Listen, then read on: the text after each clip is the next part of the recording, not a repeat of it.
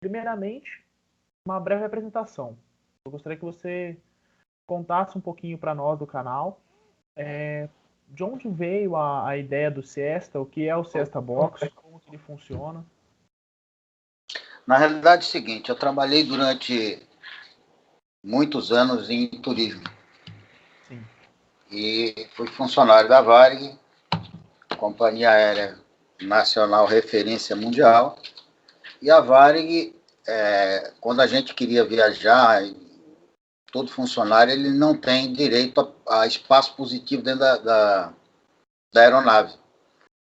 E muitas vezes nós ficamos dentro de aeroportos por um dia, 2 dias, e a partir daí você tinha que dormir no chão ou naquelas poltronas duras.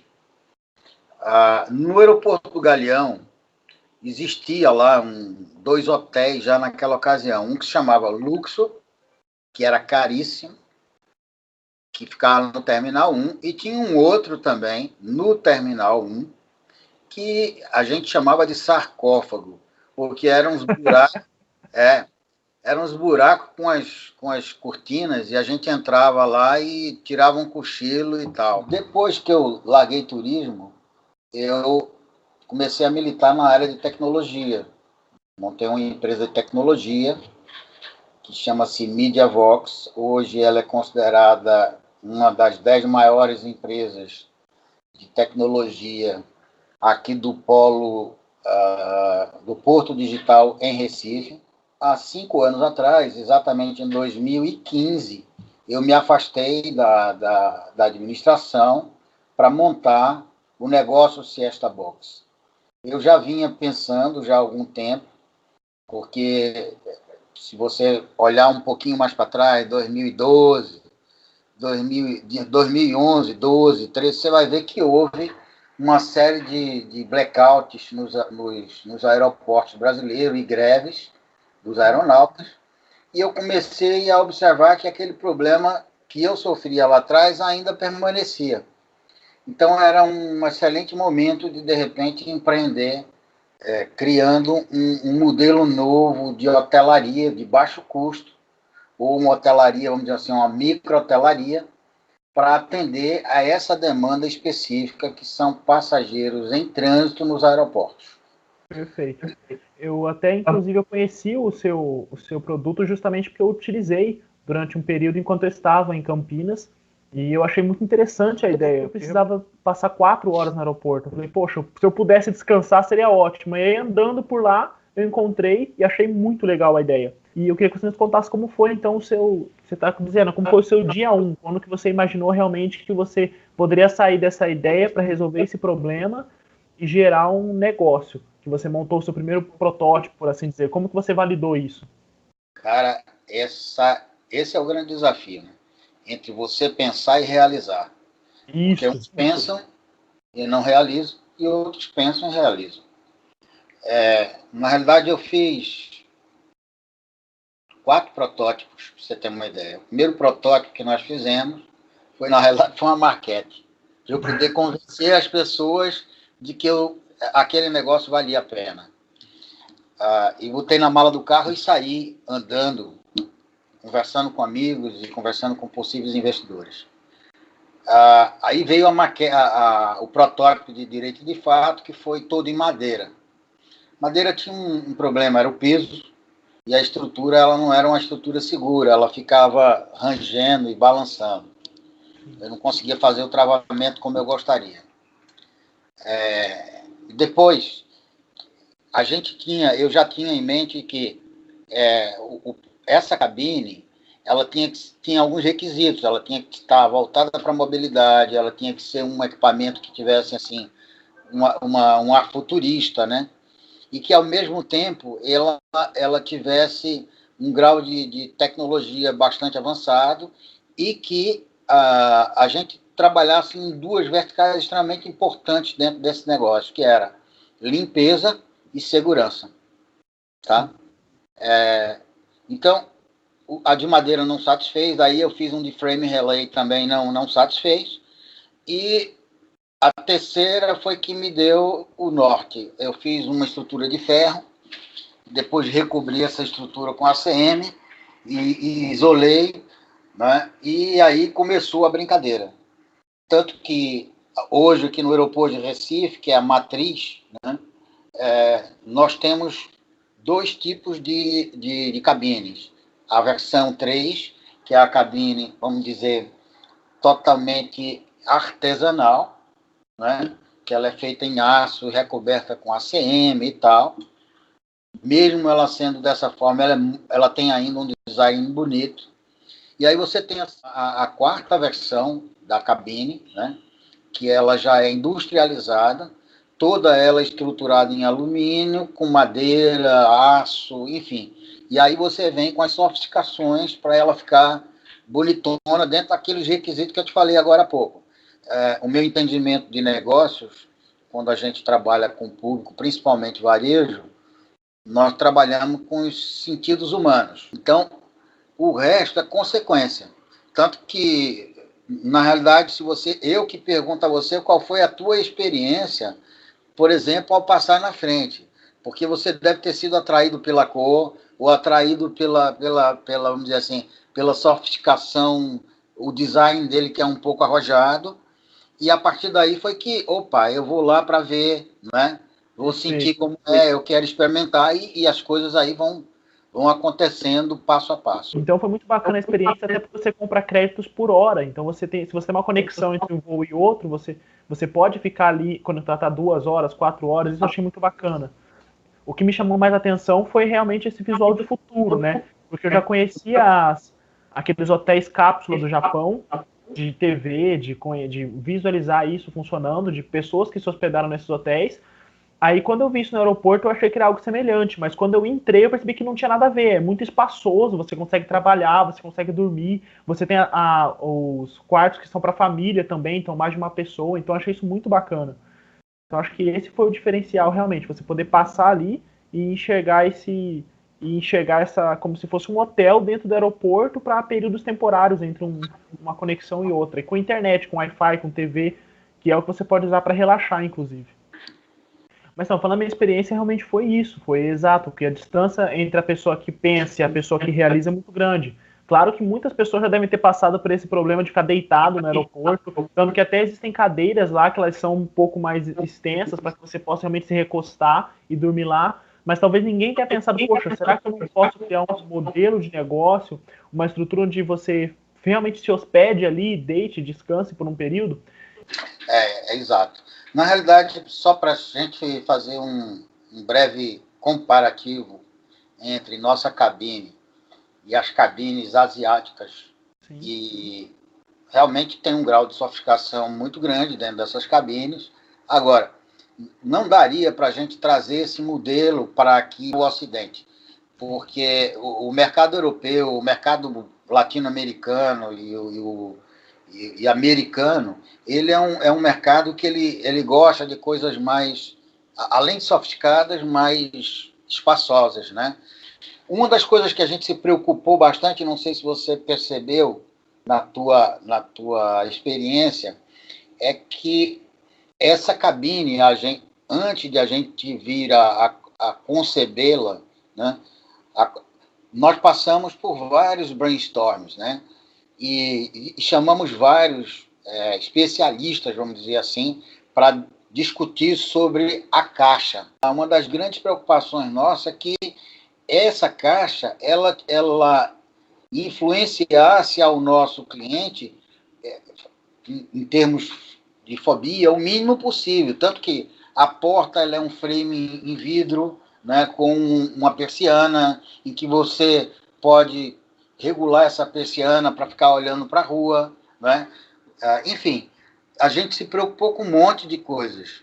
Já as versões mais novas, você vai verificar, inclusive, que você tem câmeras que a gente chama de olho para a rua, que na realidade é só o perímetro, para você ver e não ficar naquela angústia de, opa, eu estou aqui perdido sozinho. Não é fácil você quebrar paradigmas.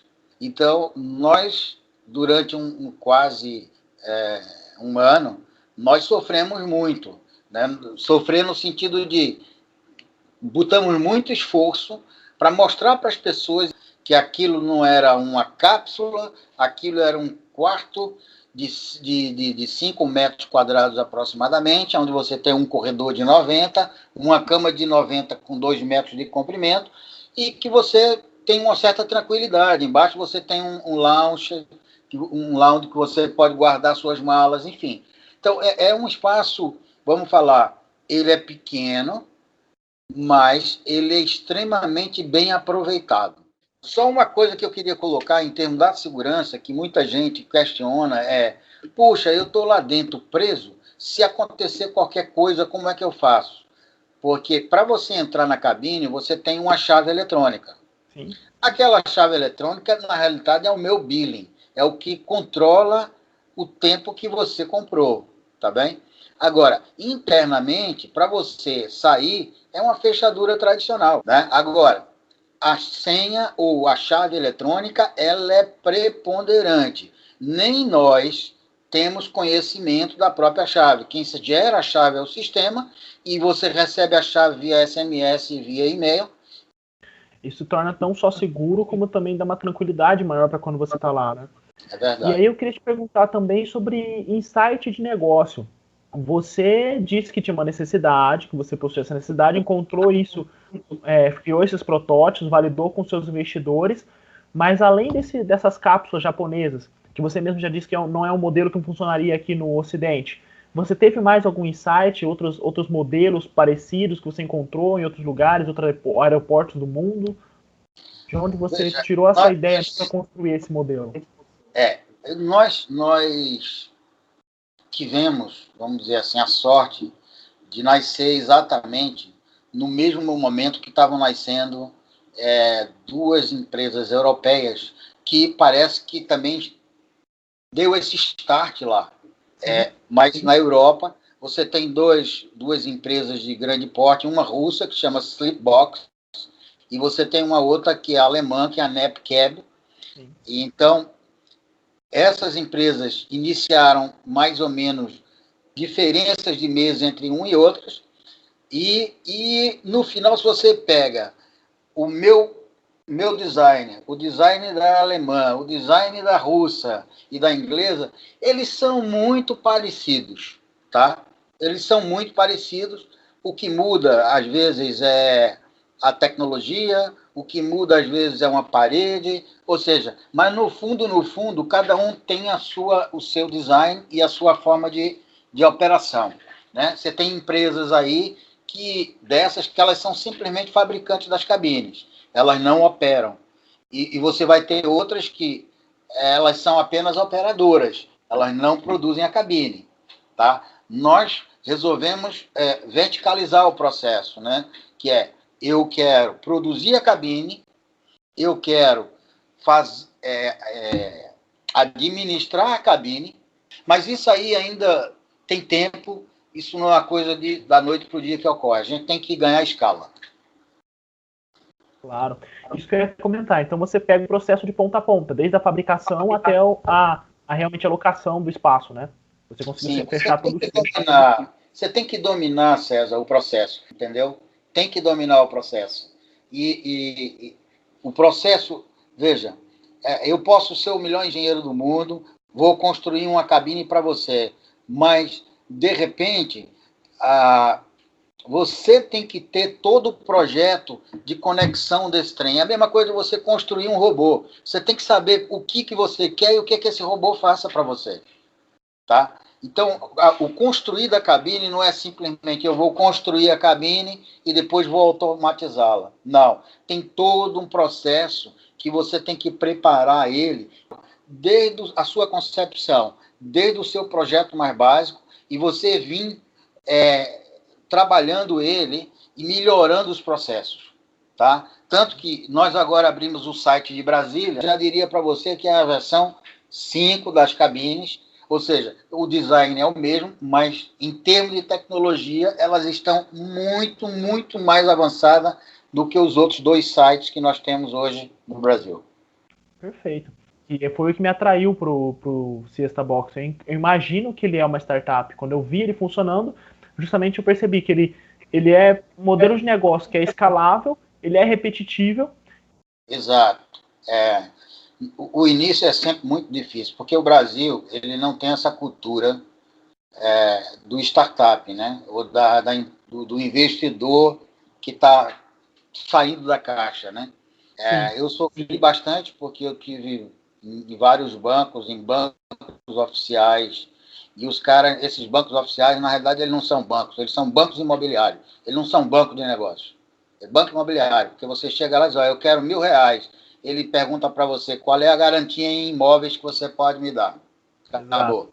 Então, em resumo, você não tem hoje nenhuma entidade nacional para apoiar empresas startup. Eu já não falo a nossa. A nossa, graças a Deus, ela já está, não digo em voo cruzeiro, mas a gente já está num grau bastante elevado em relação a muitas outras que estão nascendo hoje, nesse exato momento no país. Tá? Então, a minha esperança é que o novo ministro das Ciências e Tecnologia, ele mude esse quadro e que dê mais impulsos a essas empresas e essas pessoas que estão entrando no mercado agora com ideias fantásticas, que a gente possa desenvolver os seus produtos e projetos. Exatamente isso, é o que nós precisamos mesmo. A gente precisa cada vez mais fomentar esse ambiente, esse ecossistema de inovação, de empreendedorismo, para que a gente possa ter realmente uma mudança real no país, na economia, em tudo ao nosso redor. E por isso que eu trouxe o seu exemplo, eu achei muito bacana realmente. É uma startup que não tem a ver tanto com o aplicativo, né, que as pessoas pensam que startup é só aplicativo celular. É uma startup que ela é escalável, é repetível, você está num cenário de extrema incerteza e você está conseguindo se sobressair. Como você mesmo disse, hoje você já está num formato que já virou uma empresa formada, né, mas nem tanto uma startup. Mas o seu começo foi assim, isso é muito bacana. Exato. Muita gente chegava e dizia pra gente, cara, você tem ali do outro lado da rua um hotel que é teu concorrente. Eu falava, eu não tenho concorrente. O meu concorrente é a lanchonete da praça de alimentação, não é o hotel do lado. Tá? A concepção das pessoas é diferente, cara. Quem está em aeroporto não sai do aeroporto. Não sai. Ele pode ter 1, 2, 10 horas de conexão, ele prefere ficar lá por uma questão de segurança do que atravessar a rua. Exatamente. Tá? E aproveitando já falando